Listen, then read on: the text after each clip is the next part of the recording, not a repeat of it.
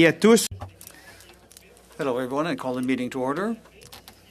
Welcome to the 25th meeting of the Standing Committee on Official Languages of the House of Commons. With the Zoom application, à la lumière des recommandations des autorités sanitaires en lien avec la pandémie, toutes les personnes. In light of the situation, we must comply with the recommendations of the health authorities. Advise me. Please note that we may need to suspend a few minutes as we need to ensure all members are able to participate fully. Donc, conformément à l'ordre de renvoi du lundi. In accordance with our orders, we are returning to the discussion of an act to amend the Official Languages Act to enact the use of French and Federally Regulated Business Act. I would now like to welcome, on behalf of all the committee, our witness today, the Francophone and Acadian Association of Canada, along with the new president, Liane Roy, and the Director General, Alain Dupuis. It's the first time you've been here in person at the committee, and I would wish you welcome to the Hill. And as you know, we have 5 minutes for you to make a presentation. And we are looking forward to hearing you. And we have representatives of all parties here. Over to you, Madam, for 5 minutes. Chair, members of Parliament, it's a great pleasure to appear before you today on Bill C-13. It's also with a sense of accomplishment that we are here. For the past 5 years, we have been working together on this great task of giving Canada a strong, modern, and respected Official Languages Act. We are on the threshold of a historic change for Canada's linguistic duality. Today, I can't help but think of all the people, both in Parliament and in our communities, who have supported this great project. You've received the document detailing the final changes that our association believes are important to ensure that the Modernized Act truly makes the difference we all want it to make. In the few minutes available to me, I would like to focus on the reasons for these changes. First of all, it is to better position the Treasury Board as the central agency responsible for coordinating the implementation of the entire Act. To this end, our amendment request eliminates the competitive coordination role of Canadian Heritage while preserving Heritage's policy role and its ability to develop and manage programs. We are also requesting the elimination of the provision allowing the Treasury Board to delegate its coordination responsibilities to other federal institutions. This is to avoid a future government deciding that each institution individually might be best placed to manage the implementation of the Act in their services, in their functioning. This would bring us back to the lack of central coherence and coordination that we currently deplore. The Second Amendment aims to include strong language clauses in the agreements transferring funds to the provinces and territories. As you know, the absence of these clauses has repeatedly deprived Francophones of services in their language. This is the root of the court case that Francophones in British Columbia have been fighting for over a decade over employment assistance services. Our amendment request aims to put an end to this problem, in particular by authorizing the federal government to deal directly with our communities if a province or territory is reluctant to include language clauses. The Third Amendment aims to specify the objective of the Francophone immigration policy to be adopted by the federal government. This objective must be to restore the demographic weight of our communities clearly and unambiguously. This is important because immigration is already by far the main and almost the only source of demographic growth in our communities. Fourth, since the notion of positive measures in Part 7 of the Act has been challenged in the courts, it needs to be clarified once and for all so that federal institutions know better what to do. The wording of the bill should refer to necessary measures rather than measures that government institutions believe are appropriate. In addition, since Bill C-11 to modernize the Broadcasting Act includes very detailed consultation provisions, we request that these same provisions be moved to C-13. The fifth recommendation for amendment concerns the scope of the powers of the Commissioner of Official Languages. It is to be applauded that C-13 gives the Commissioner for the first time the power to issue orders and impose sanctions. But one must ask why this power is limited to certain parts of the Act only. At a minimum, the Commissioner should be able to issue orders regarding the obligations of federal institutions under Part 7.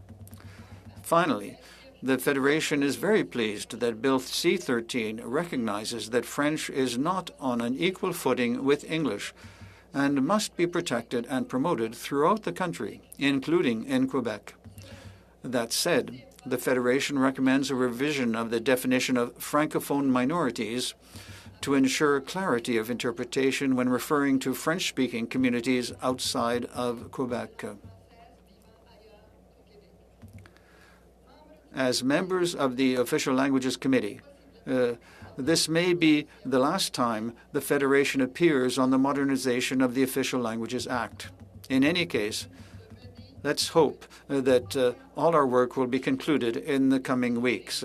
And if we succeed, may history recall that together we have dared dream big for French, for linguistic duality for Canada. Our children will thank us for our efforts. Thank you for your attention. Thank you very much, Madam President of the FCFA. We'll begin our first questions with the first Vice President of the committee, Mr. Gaudin. 6 minutes. Thank you very much, Chair. Thank you, Ms. and Mr. Dupuy. Thanks you for being here. And as you can see, during our preparatory meetings, we appreciate the wonderful collaboration between your group and the Conservative Party. I would ask you, what do you think our work should involve over the coming weeks? For us, it's very important that the work be done quickly but well, because every week that we delay costs a lot to our various communities. As you know, there are plans of action for official languages that are being developed as well. So the slower we go, the slower we adopt this law, the longer it will take to deal with the financial issues that are of a concern to our communities. I only have 6 minutes, I'm sorry. So I've got a number of questions. And so if we don't deal with the modernization of the Act and the plans of action for official language, I can tell you that from this government, consultations have begun, and I don't think one will prevent the other, and I don't think that we have too much to worry about. And I think that we have heard that the bill consolidates the role of the Treasury Board as a principal body for this Act. Do you think that the bill responds to what the witness has said? I think that no. I think that we have to give more power to the Treasury Board and responsibility for implementation of the entire Act, because I think it's very important to have a central body that will ensure the implementation of all the provisions of the law and also coordinate its implementation and ensure that the act is implemented. This is very important because in our meetings we've seen that there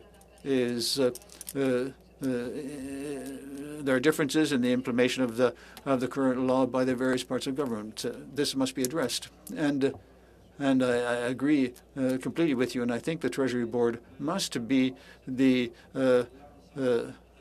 responsible body for this bill, and it's only members of the Council who can implement this. And it's the Minister for Official Languages who has told us that here at this committee. And when you say that you have to go quickly, I agree with you.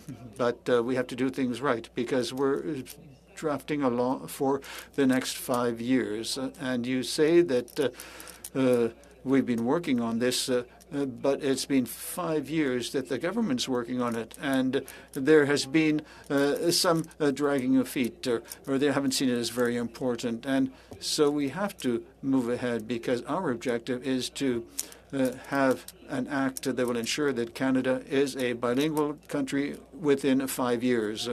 And I would like you to not to put too much pressure on our work because we only have 2 sessions left. It will be impossible for us to do everything, but we want to do things well, of course, and I think this is almost the end of 2022, and where you will continue to be available, and we're going to extend our meeting today for a half hour to continue working with you. And we were late because of votes in the House, and your group, which represents many of the people who have taken the floor to talk about this act, and there are other persons who are more interested in the business, in the role of businesses. And what is your position in that regard? As you know, it's the 5 years that we've been working on this. And we started in 2009, even before. And a number of you have seen what we've been doing. For this bill, we suggested a bill in 2019. We've had consultations with the Minister Joly, and we've had discussions with you and with the Senate.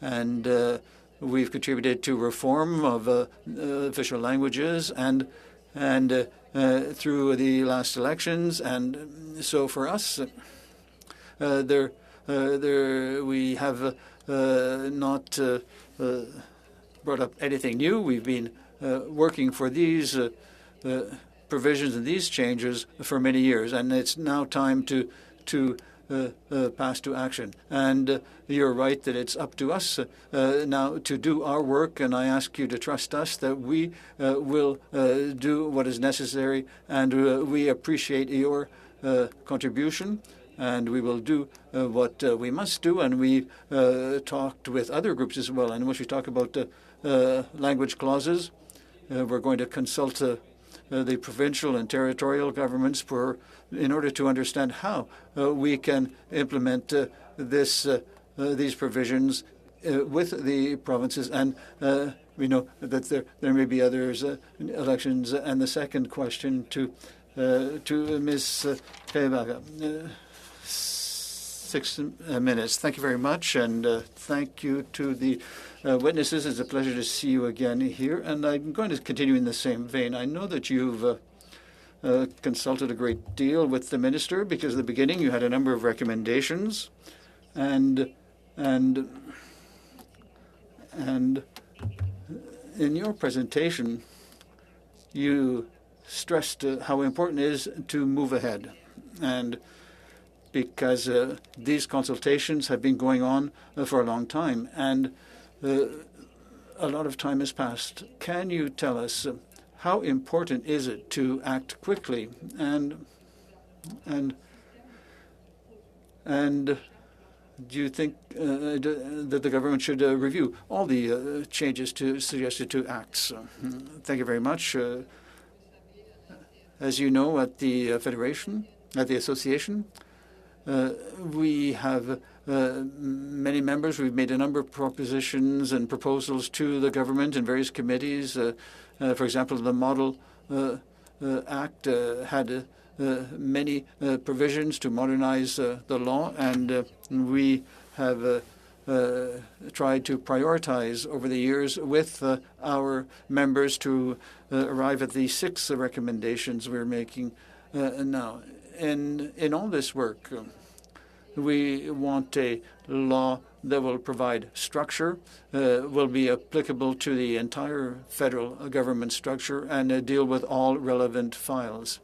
And we want these amendments to be included in the Act, and these are all priorities for us. And while noting that things must be done well and correctly, it must be relatively quick in order to deal with other problems before our work ends. There are the plans of action for official language, for example, and there are other conditions. I don't know if my colleague might want to say something in that regard. For example, the policy for francophones is essential. I mean, we need an immigration policy, a francophone immigration policy that is clear, that will allow us to create new programs for immigration that will help, for example, the francophone Acadian communities, and we have to stress the importance of education and the hiring of bilingual personnel within the federal public service, and stress the importance of speaking French and advancing the policies of bilingualism. Thank you very much for your answer.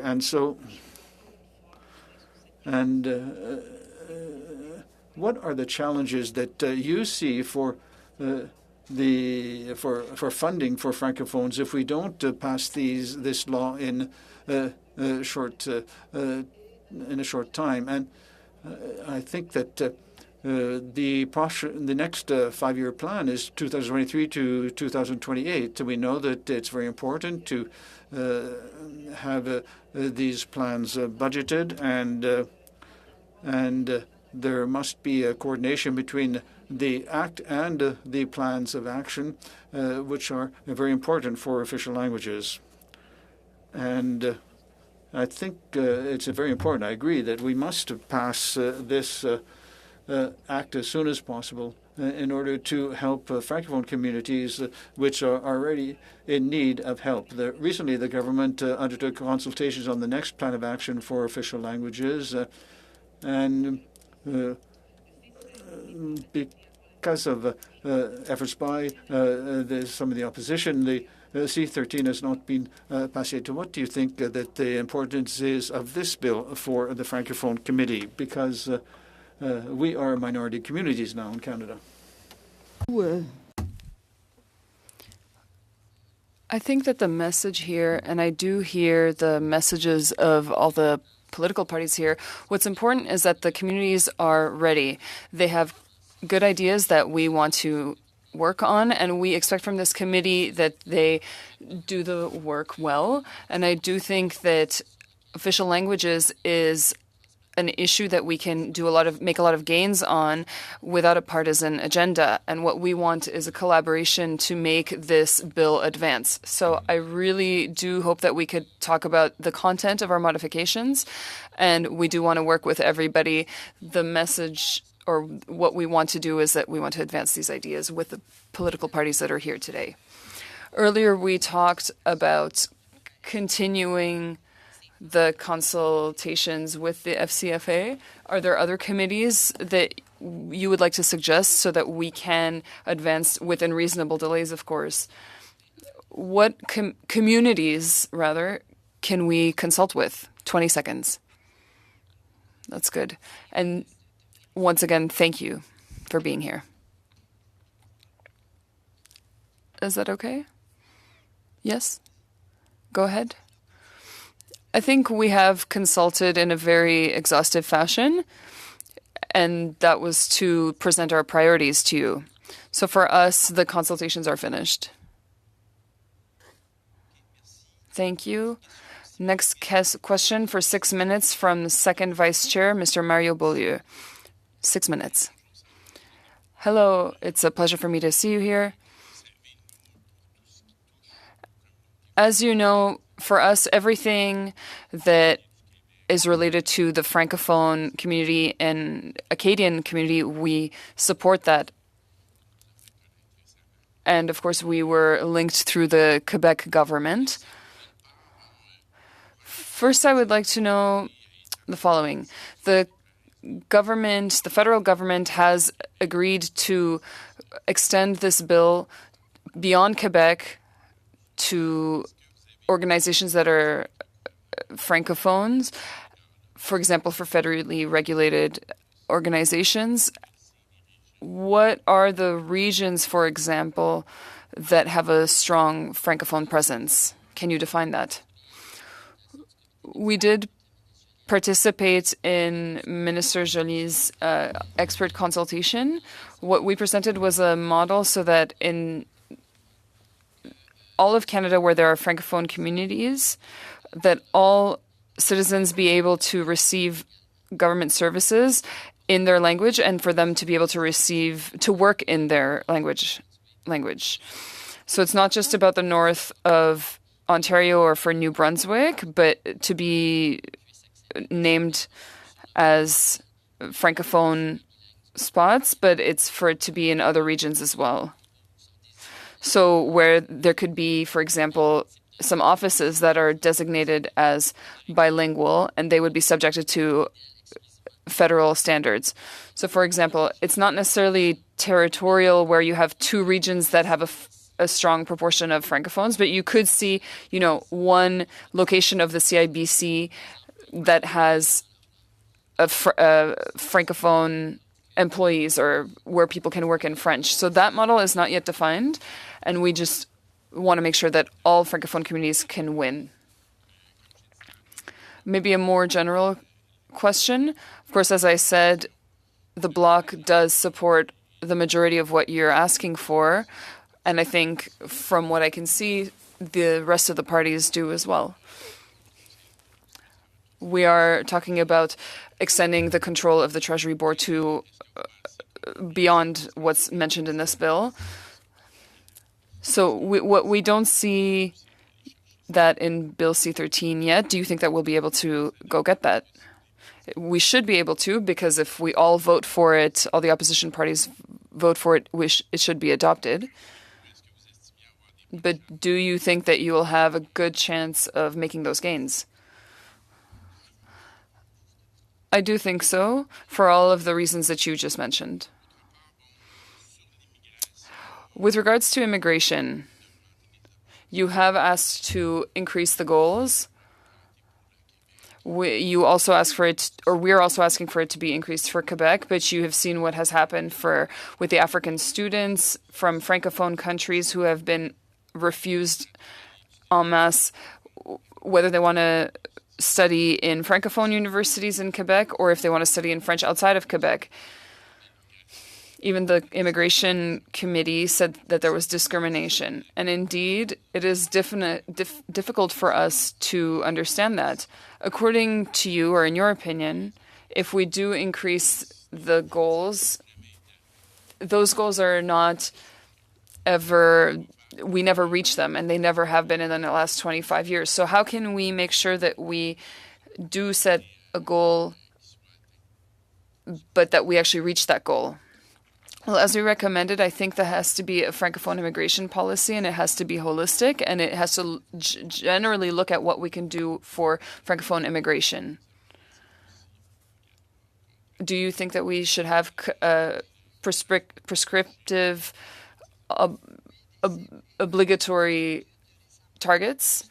Yes, because we did actually suggest some targets after a study recently. We did a demographic study in order to justify whether or not, what the targets were, so that we could also determine the demographic weight. And this is Alan's forte. He will give you some details. We proposed on page 12 a much more clear plan. What it currently says is that the government currently wants to contribute to maintain or increase the demographic weight. For us, that has the objective of increasing, for example, the Francophone community has actually a goal of re-establishing their demographic weight, which would take into consideration what we've lost in the last 20 years. And so the targets would be a lot higher. We have a target of 4.4%, but we have never gotten even to more than 2% outside of Quebec. We do see that the immigration ministry would do that. I mean, I do think that there's a lot of work to do. 10 seconds? Okay. Did you say my time was up? Thank you, Mr. Beaulieu. I know that 6 minutes goes by very quickly and everybody has very interesting questions and answers. For the fourth question is from the West, from Manitoba. Ms. Nikki Ashton, 6 minutes.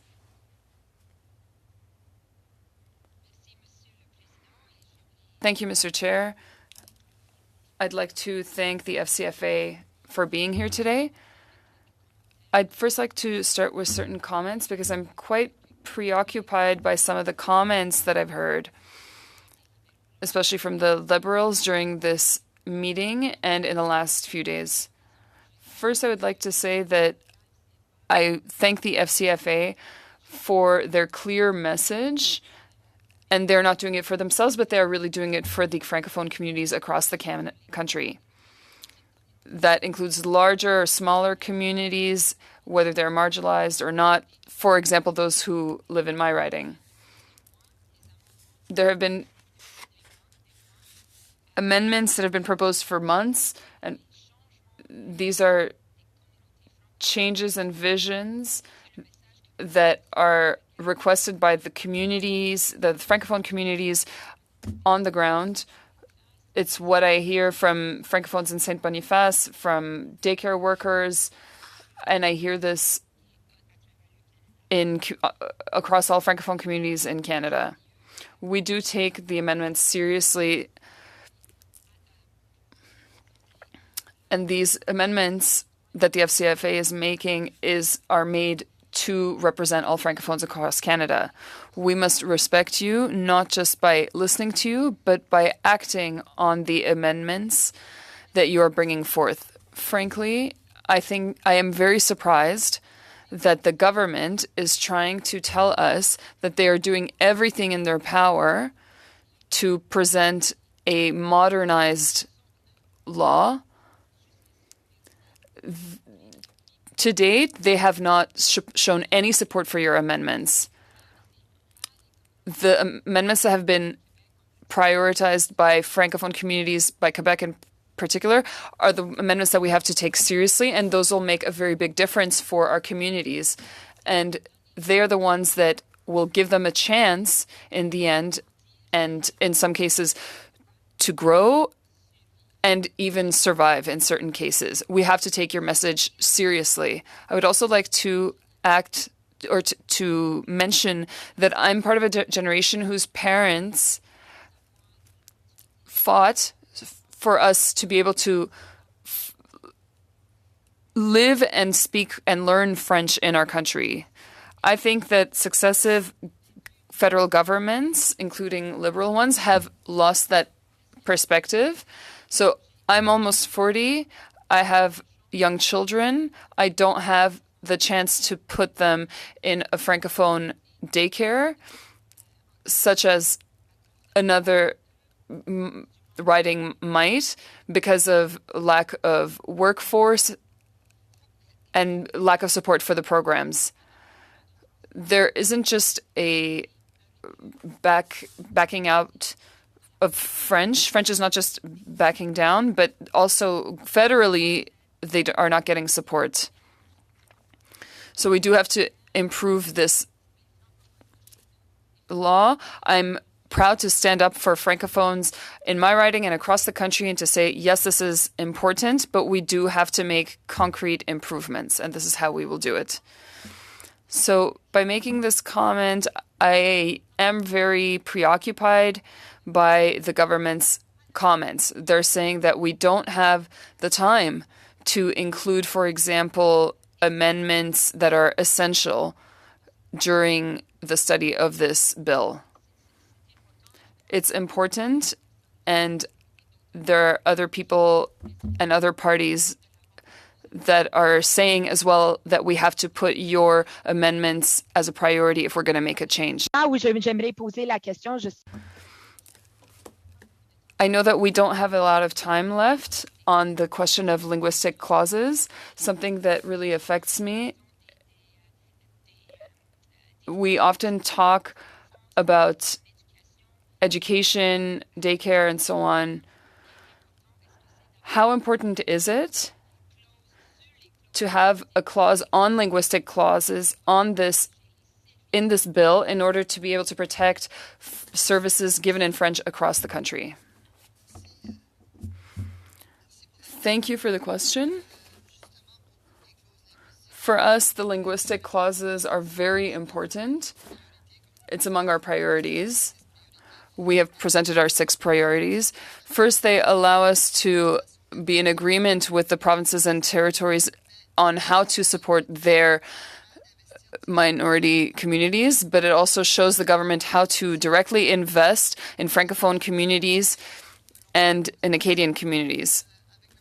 This is also included in the jurisdiction of provinces. So our communities expect that the governments come to an agreement to support the Francophonie, but if that's not possible, we do have to have access to public services in our language. We are often forgotten because of these dynamics between the provincial, federal, and territorial governments, and they forget to support Francophone minorities. Another element, I was a deputy minister in the 90s.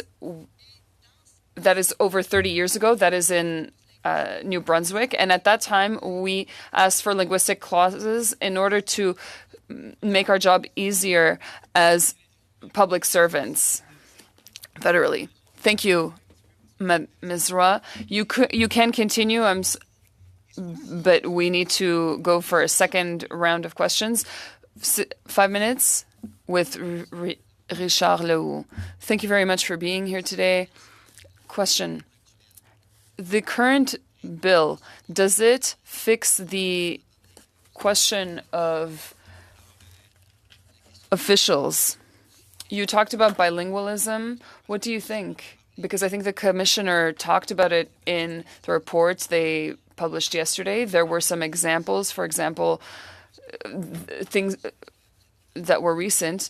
How do you feel about eventually making it compulsory for bilingualism to be more present? Yes, anything that will support bilingualism in Canada, we will support all of that. Of course, in our priorities, I am directly infected. For us, it's very important to have structural and systemic measures. And yes, I agree that this should be included. There are some organizations that would like an amendment in order to facilitate access for a humble amount. We're talking about buildings here. Do you think that there should be an amendment in order to make sure that this is part of the law? Yes, with the school boards, the Francophone school boards, they would like to have access to infrastructure.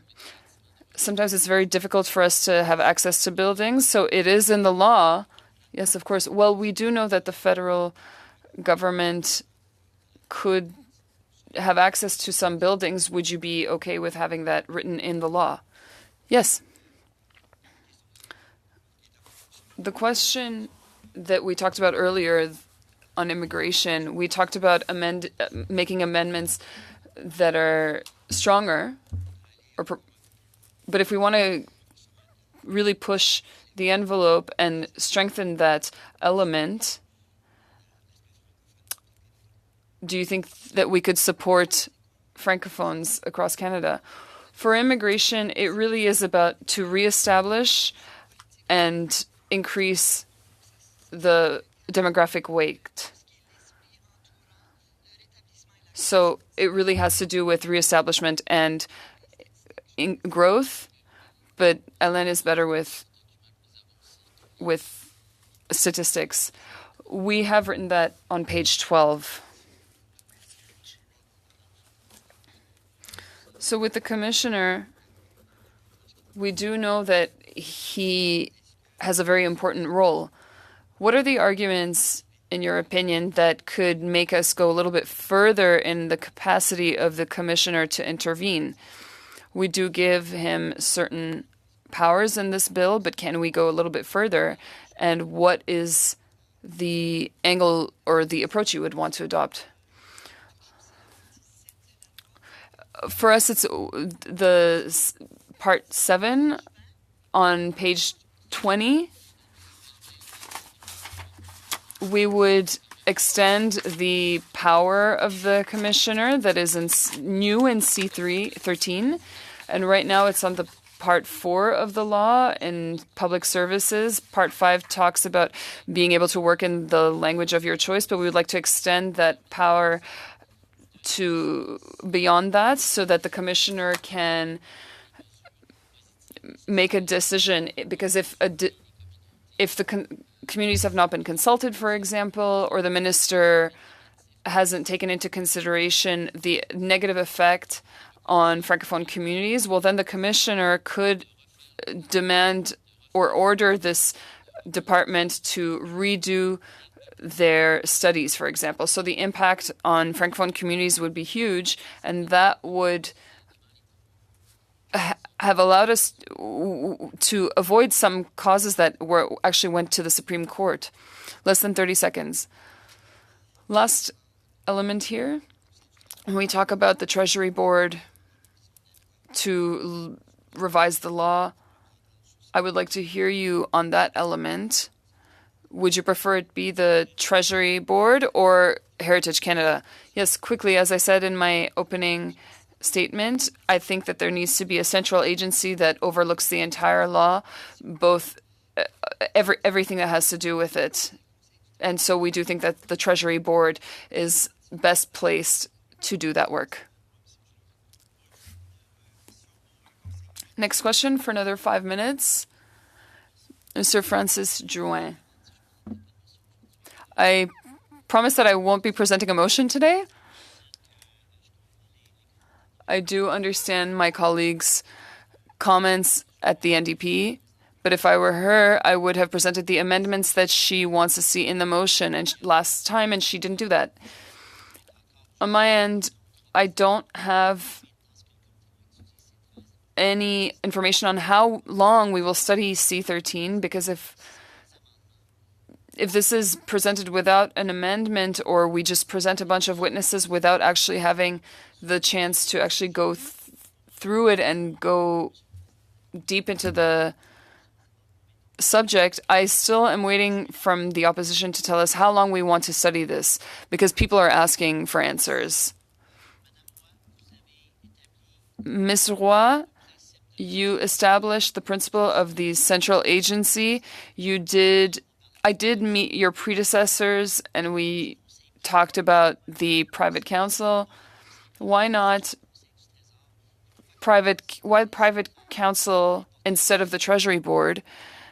And why are they essential to make the law respected? L'ensemble des fonctions de chacune de ces agences.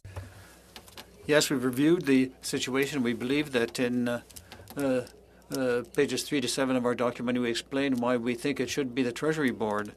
And for us, it's very important that there be a central body that's responsible for the implementation of the bill. And I think that it should be the Treasury Board, because it must be a body that can require that measures be adopted and can go farther than can Heritage Canada. And I think even in C13, we see the same language as in the former act, and the text speaks of encourage, but that's not strong enough. There should be stronger language. We must have a central body that can implement the bill across government, be responsible for reporting, for coordination, and capable of doing that for the whole of the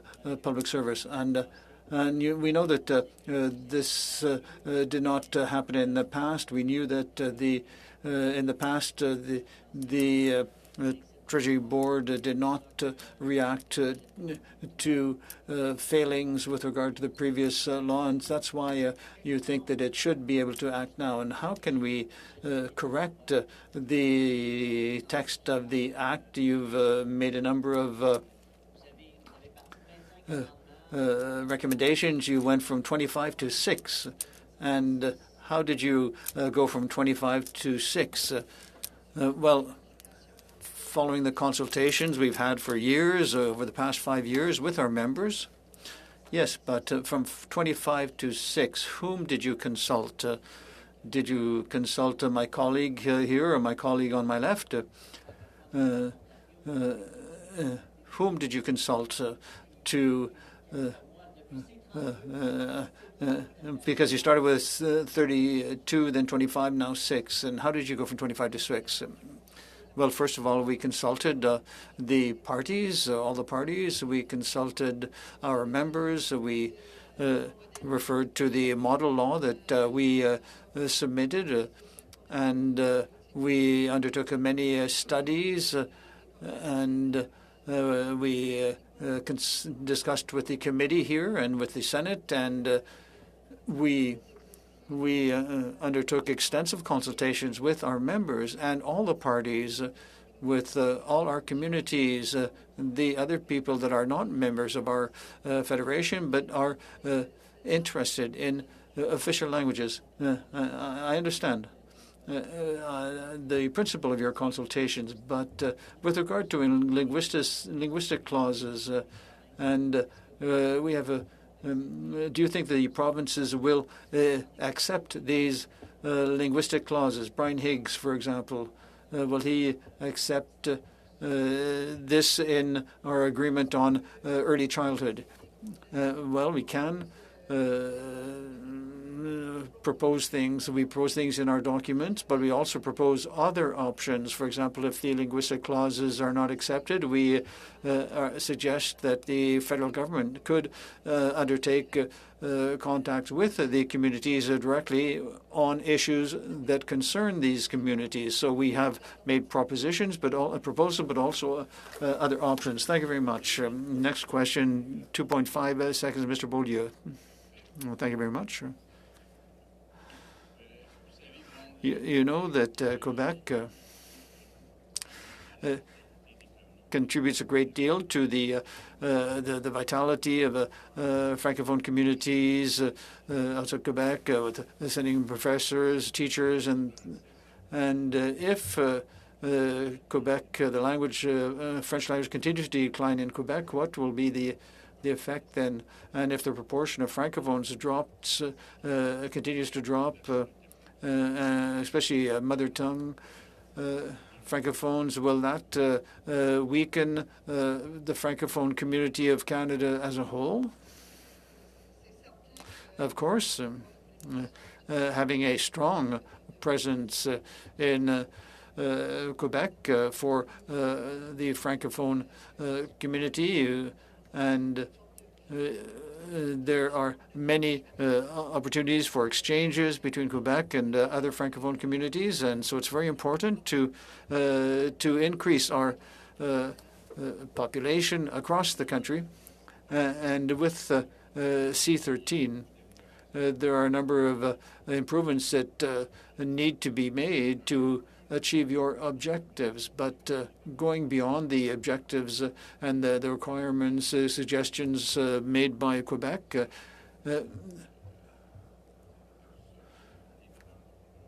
and what you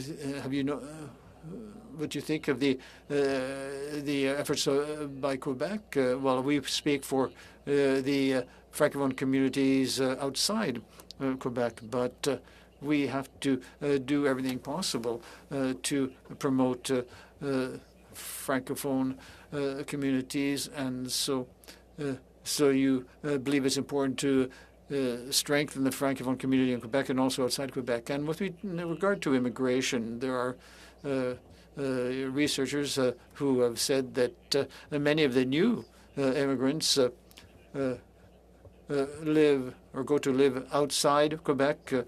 And what do you think we can do to address that problem? Well, I think that the more the number of Francophones drop, more there will be assimilation. So I think that with newcomers, Francophone newcomers, from the world Francophone community, this will help us strengthen our Francophone community in Canada and slow the drop. Sorry, 2.5 minutes goes quickly. Next, Ms. Ashton, 2.5 minutes. Thank you very much. The Federal Court of Appeal, in its decision of January concerning the Official Languages Commissioner and Employment and Social Development Canada, said that a linguistic clause was clearly the responsibility of the Government of Canada, and the lack of a linguistic clause was harmful to the Francophone community in British Columbia. Do you think that linguistic clauses should be maintained, given the decision of the BC court that these clauses are constitutional? Yes. Yes, because our purpose is not to create requirements that are not constitutional. We want to support the federal government in its negotiations with FPT agreements, and that means that we mentioned that the federal government will be required to bring to the table the challenges facing Francophone communities. But we note that the federal government cannot force the provinces and territories to accept a linguistics clause, and we feel that the federal government often forgets us and does not include us in all its negotiations. So there should at least be an obligation to act, even if there is no guaranteed result. But I think what we are proposing is quite proportional. In the time I have left, maybe you could talk about this situation in British Columbia and how that can help us to act to not repeat this same situation elsewhere. So page 9, we talk about what should be included in a linguistic clause, in particular negligence with regard to Francophone communities, not taking into account their priorities, and then allocate funding for the needs of these communities and list responsibilities for reporting. Often it's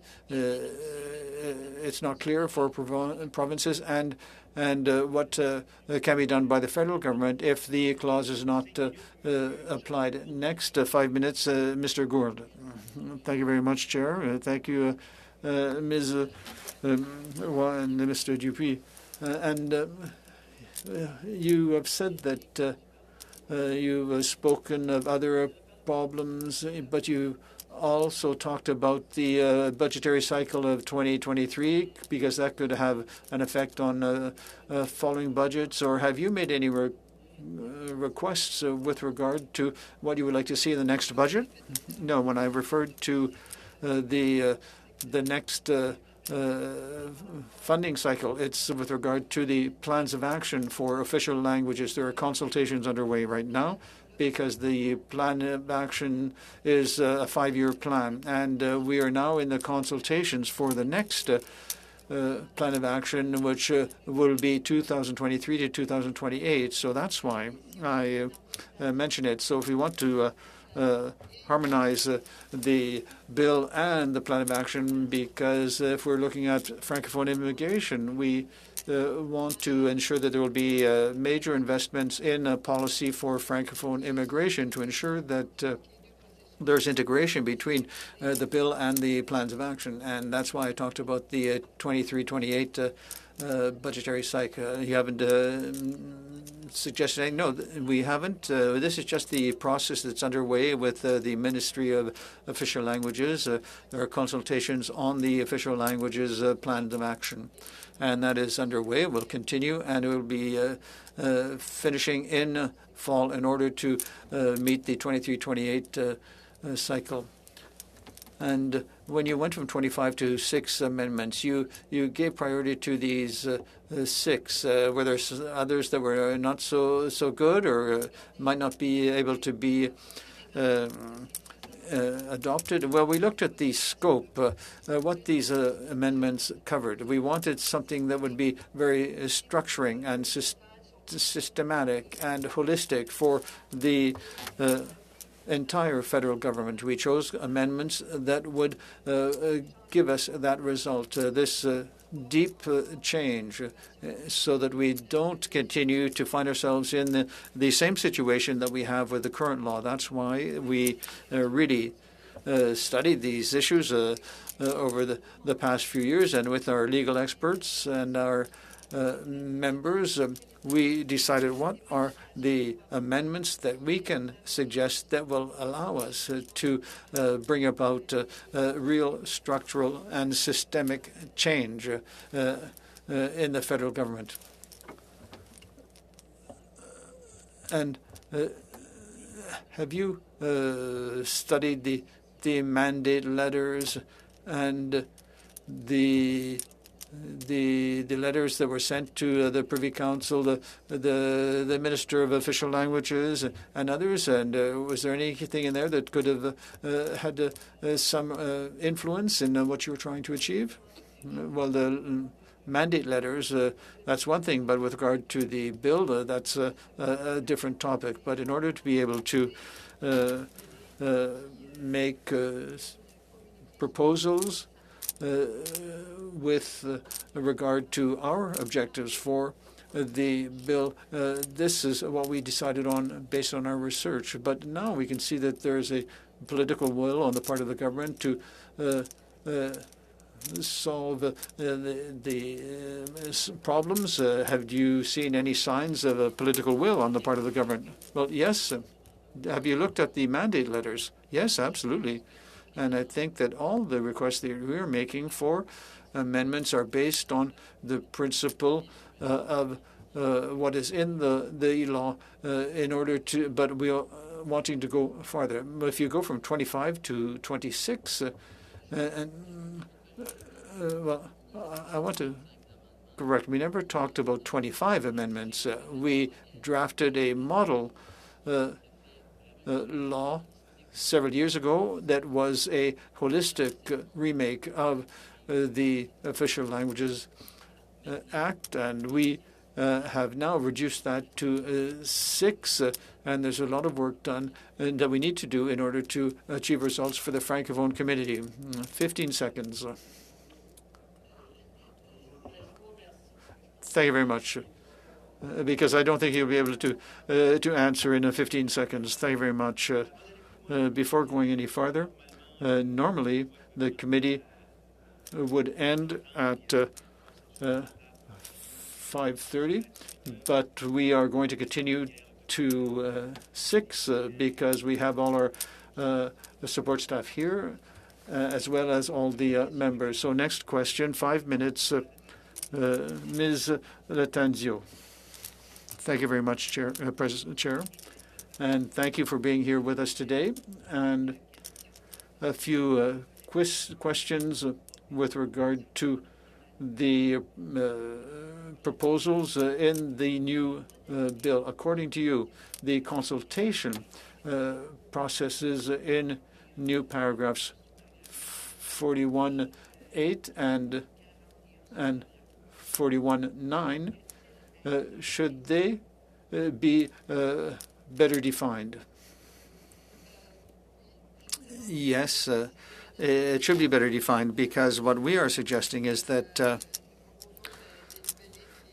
we would say that the text in C11, the Broadcasting Act, we think that those provisions have already been approved by all the parties, and I think integrating them into this bill would be an improvement, and these have already been accepted by all parties. And I think we can take what's in C11 and put it in C13 with regard to consultations.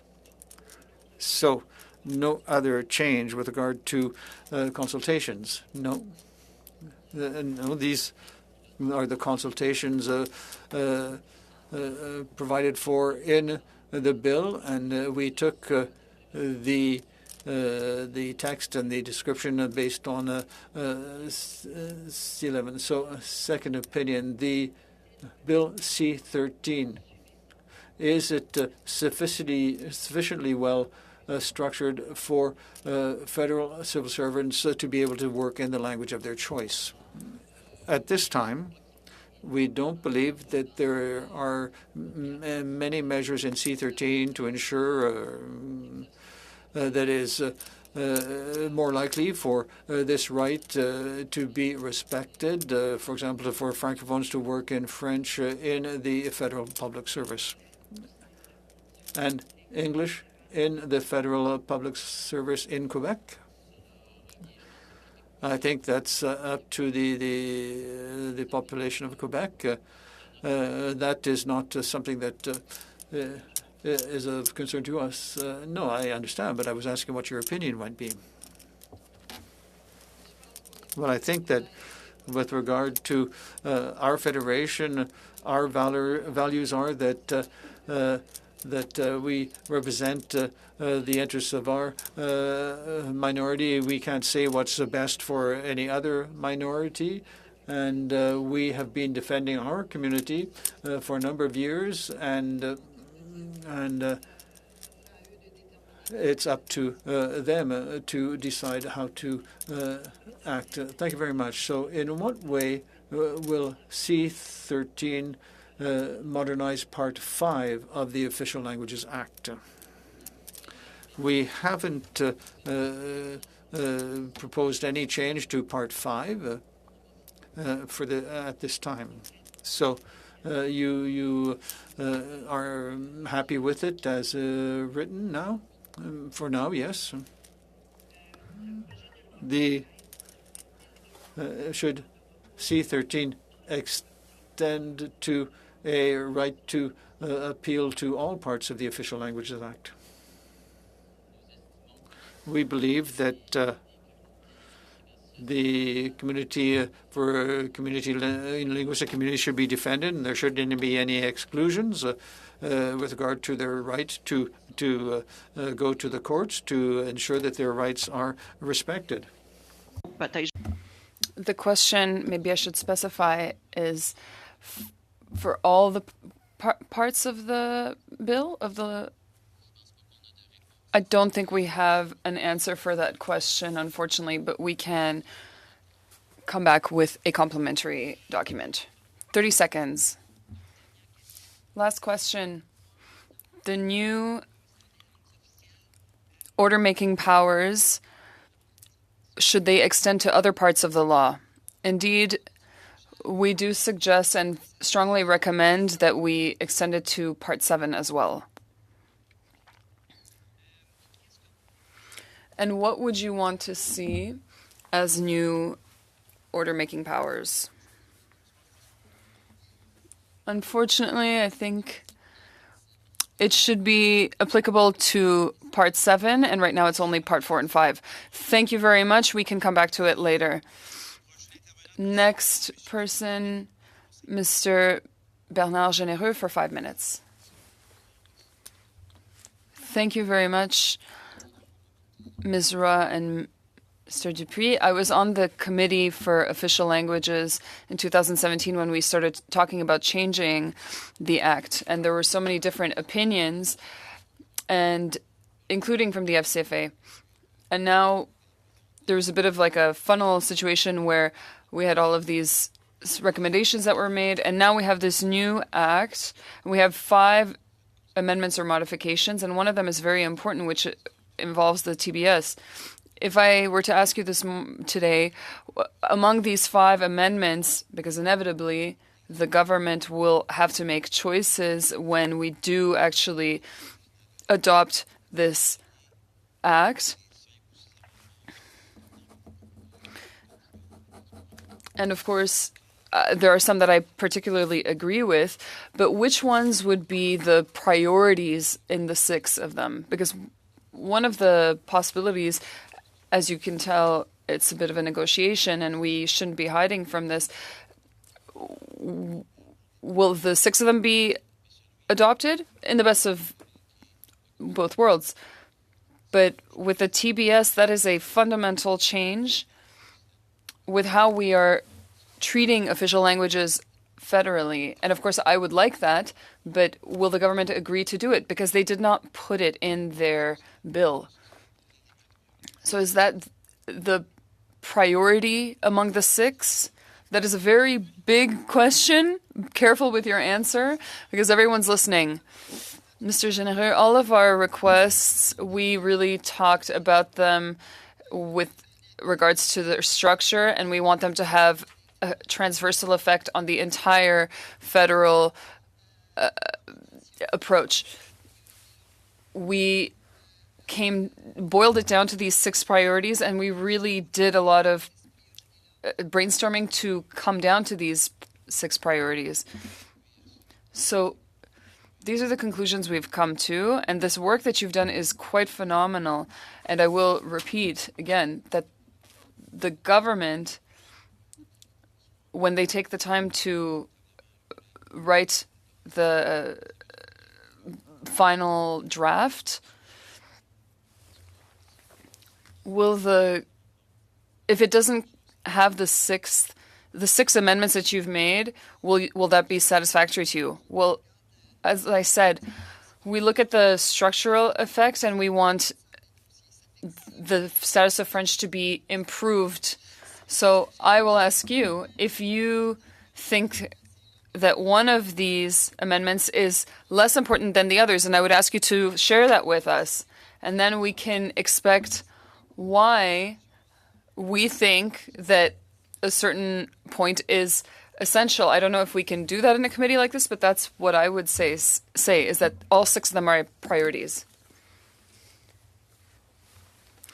Well, you are recommending all 6 of them, but after what I'm asking is, after all the work that has been done, all the consultations, the Official Languages Committee,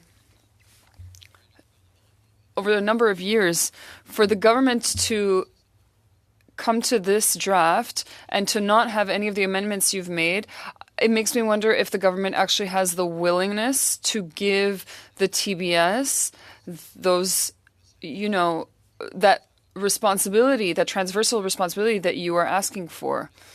Because we've seen it before. We've been talking about this since 2009. One of the realities right now with the federal government is that the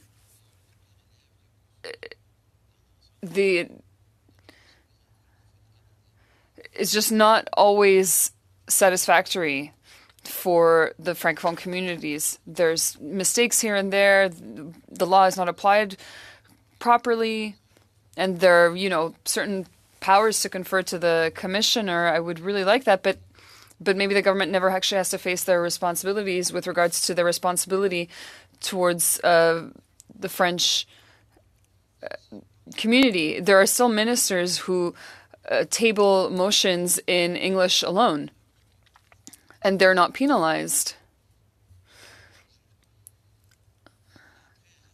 So I don't want to talk to just my colleagues. I mean, I'm ready to tell you that we agree with these amendments, but there are changes that we think should take a lot more than the 15 hours that the Liberals think it should, but we just thought that by Christmas it would be adopted. Thank you, Mr. Généreux. Thank you for your consideration. Mr. Angelo Iacono for 5 minutes.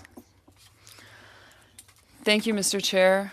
I'd just like to make a correction. We never said that we wanted to do that in 15 hours. We always asked, how many hours do you need? And we never got an answer.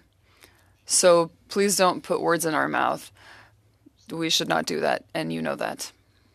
So, Ms. Roy, I would like to ask you the first question.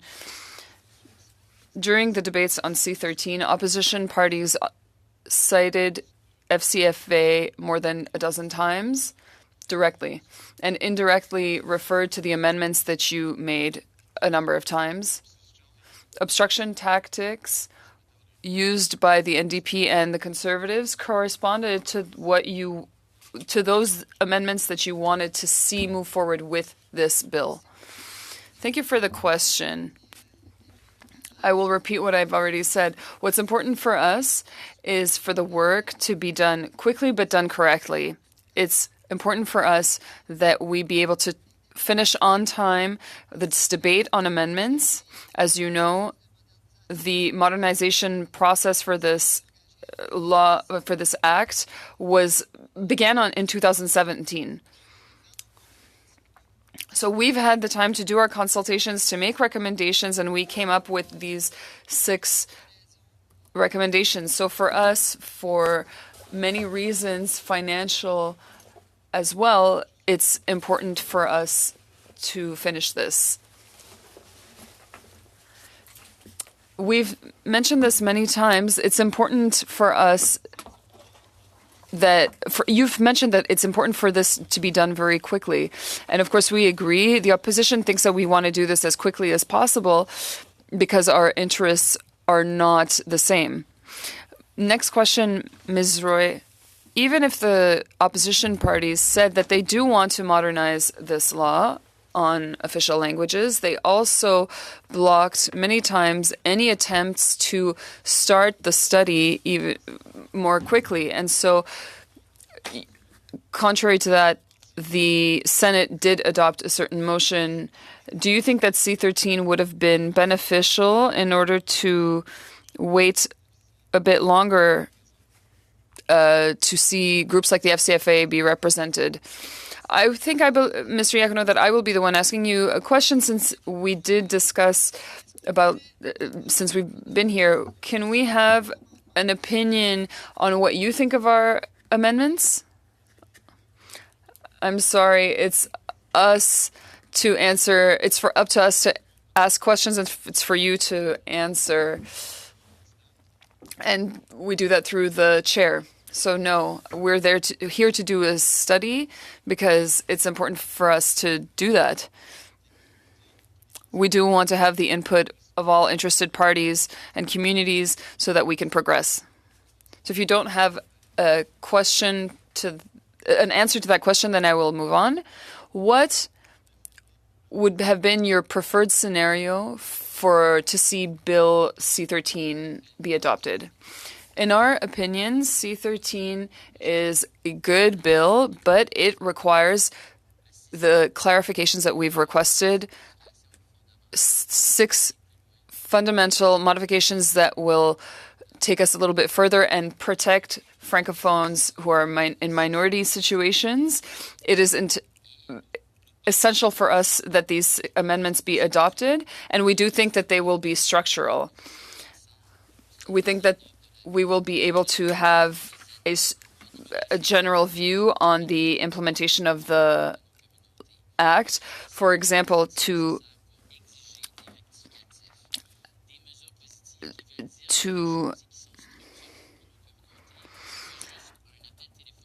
have restoration and growth of our demographic weight, for example. So all of the 6 elements are important, that we have been asking for them for a while, and I do hope that they will be considered. So for C13 to go even further and give us the possibility to protect French for the next generations. 10 seconds, Mr. Iacono. Thank you, Mr. Chair. Next question for 2 minutes and a half. A real 2.5 minutes, Mario Beaulieu. We'll talk quickly.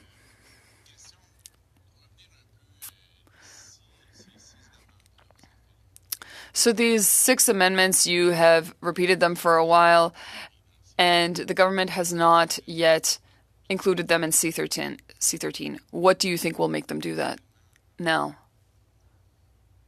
Why would they listen now? Well, I think that there was a certain openness during recent discussions, so we will continue to fight for it. Okay, so we'll continue to work on that.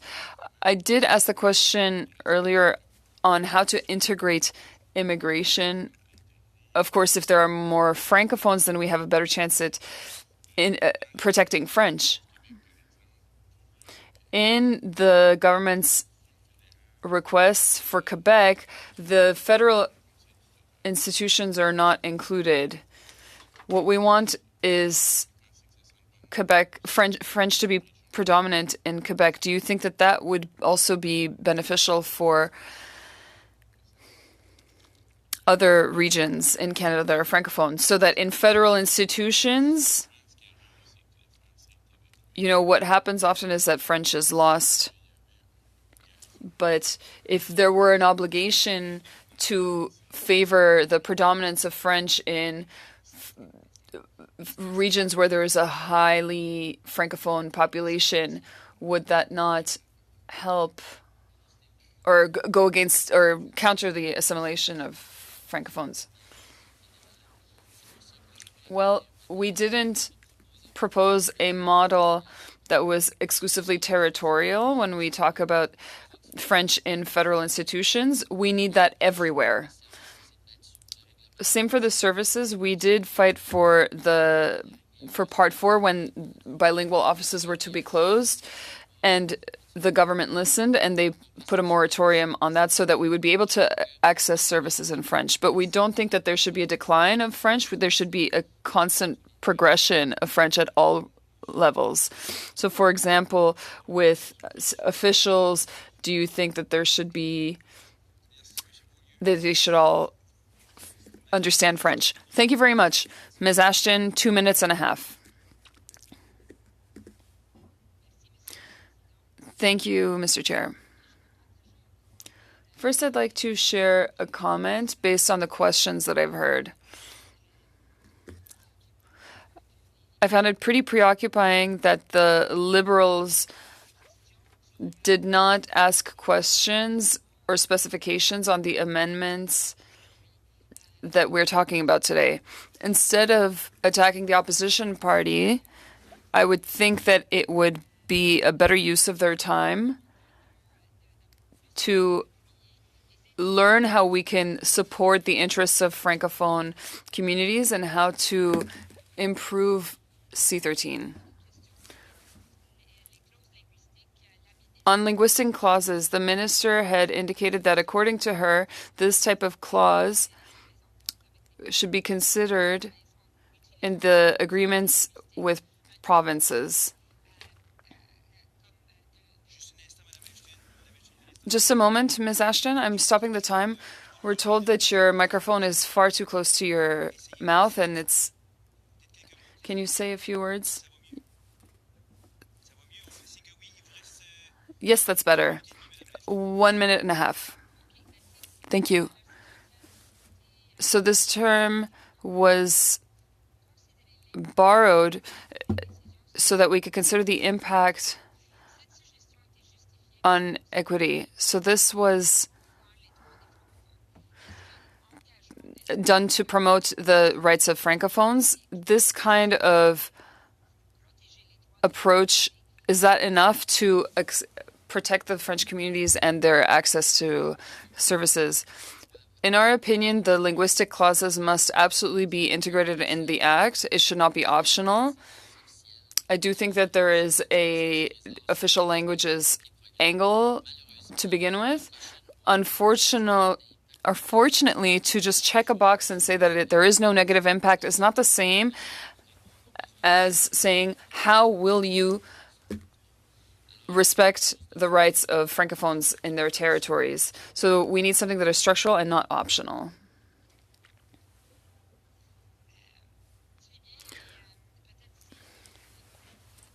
That's great. So maybe with the time that's left, can you tell us about how this is a great opportunity historically? If there are any questions that you didn't have a chance to answer, you can send it in written format to our clerk, who will send it to all of the members. 4 minutes for the Conservatives and Liberals each, and 4 minutes from New Brunswick. A tight 4 minutes. First, with 4 minutes with Mr. Gaudin. Thank you, Mr. Chair. First, I'd like to just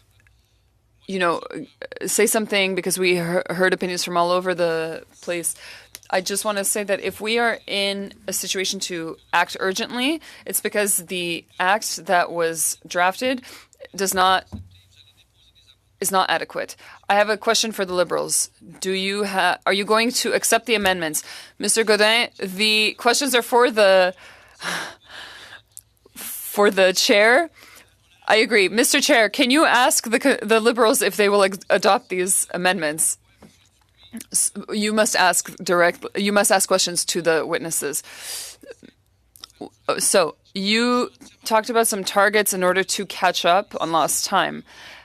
I would like to mention that the 6 amendments, well, we are in agreement with them, and we will support you. With regards to immigration,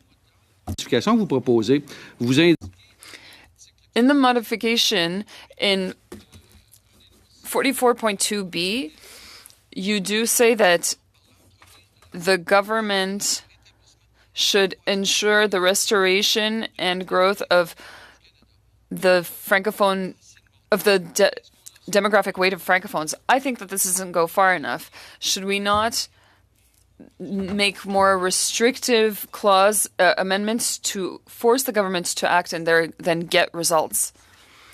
Well, of course, with regards to the entire act, when we talk about the central agency of TBS, what we're asking for is to have a accountability with regards to the implementation of the bill. And so we thought that there would be accountability measures in what we're proposing. But of course,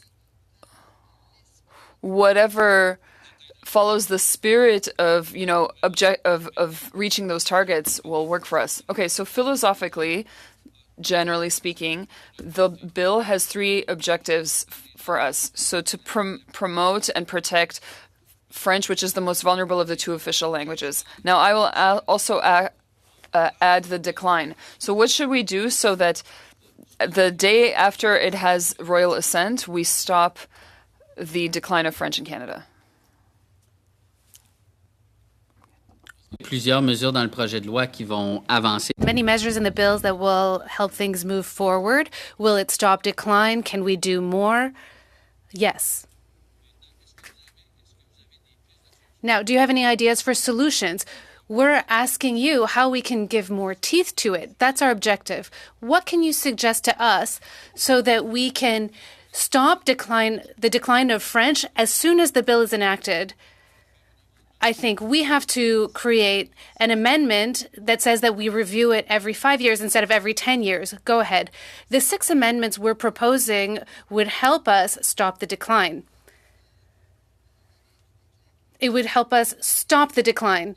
As for demographic weight, if we can increase it, that will help stop the decline. That's just one example. But everything we've proposing is what we've been talking about since the beginning. Systemic change throughout our 6 amendments. Thank you to both of you. You had 15 seconds left. Well, you know what? I'll take advantage of this, Mr. Chair. If you have any other solutions that would help us give more teeth to this bill, we would be very interested in hearing them. You can send them to the chair. They won't come in the form of amendments, but I think that the committee should study this. We have to ask ourselves if we're living in a country where universally we have access to learning French.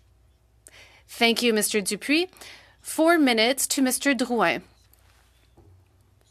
Thank you very much, Mr. Chair. I'd like to thank my colleague opposite. If we present amendments, I wonder when we will move to the clause-by-clause study. Hypothetically, we've proposed 28 hours, 22 hours, 15 hours. So I'm ready to hear a counter office.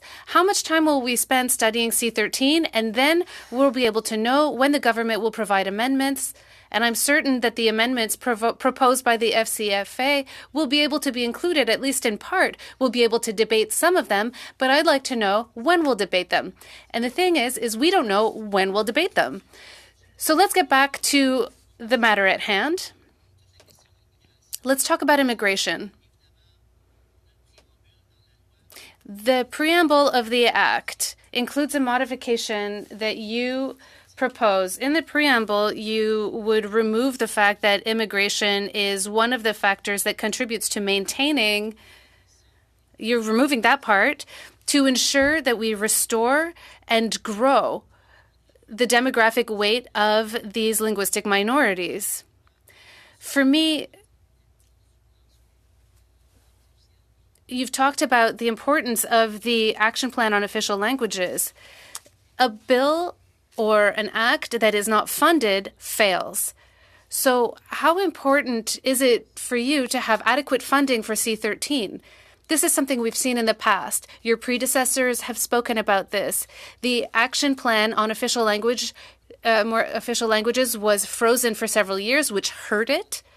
But the next question, as for immigration, it's difficult. We've heard from professors in New Brunswick. They say they have a small kiosk at international shows next to an enormous kiosk from Quebec. It's difficult to attract francophones. Yes, the act has to change, but what can we do to attract more francophone immigrations? Because for me, this is about my child's future, and this is important to me.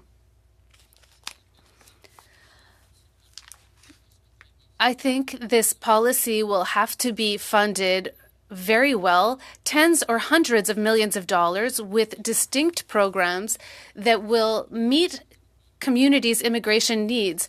There should be selection powers for Francophone communities, an economic program, for example, to fill the workforce gaps that they are experiencing.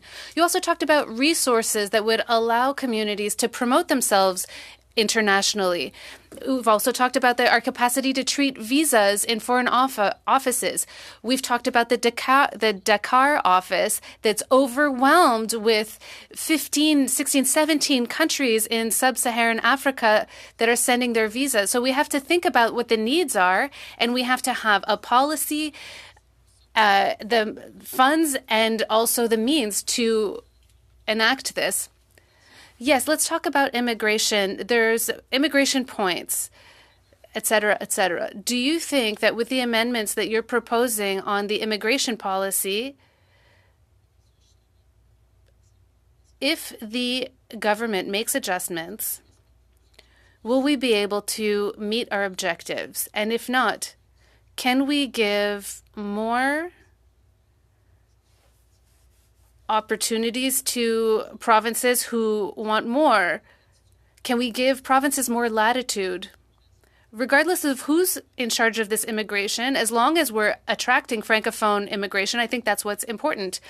Yes, I think we have to have a policy with national targets, but also quotas. If we give provinces and territories selection powers, there have to be conditions. There has to be quotas to allow the Francophone communities to grow. Thank you. Thank you to everyone around the table for these excellent questions. Thank you to the FCFA. Around the table here, there are many people who have been interacting with you that have sat on this committee. They've seen how far you've come.